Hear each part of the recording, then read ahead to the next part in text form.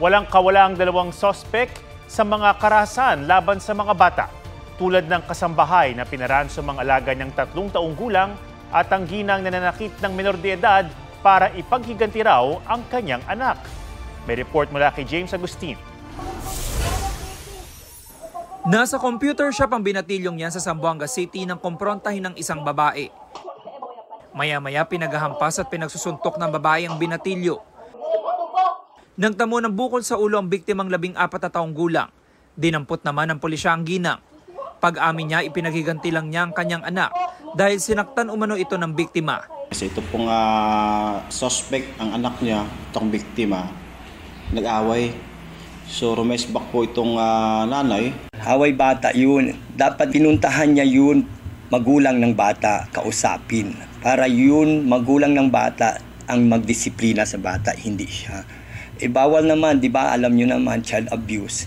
Ayon sa barangay, bago pa ang pananakit, under probation na ang suspect dahil may nauna na siyang kasong grave threat at physical injury.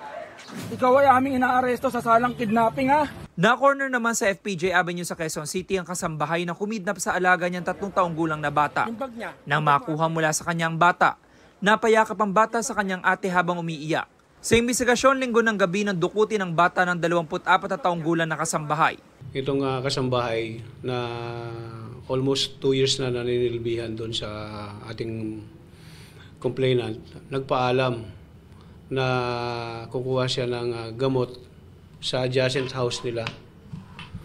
So pumayag naman tong complainant, no? Kasi siyempre kasambahay nila kasama yung 3 years old na bata. Paglipas ng 3 oras, hindi na raw bumalik ang dalawa kaya nagsumbong na ang mga magulang ng bata sa pulisya.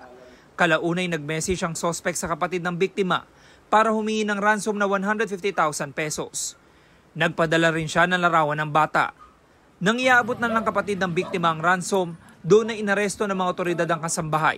Nabawi mula sa kanyang bag na naglalaman ng pera. Positibong kinilala ng mga magulang ng bata ang kasambahay. Depressed na po talaga ako, stress na po. Kailangan ko po kasi ng pera. Pambayad po sa yung naoperahan po ako. Paalala naman ng mga otoridad sa mga kukuha ng kasambahay. Suriin nilang maigi, no? As much as possible, hingan nila yung kasambahay ng NBI clearance o kaya PNP clearance, tapos barangay clearance para meron kayong panghahawakan na records. James Agustin, nagbabalita para sa GMA Integrated News.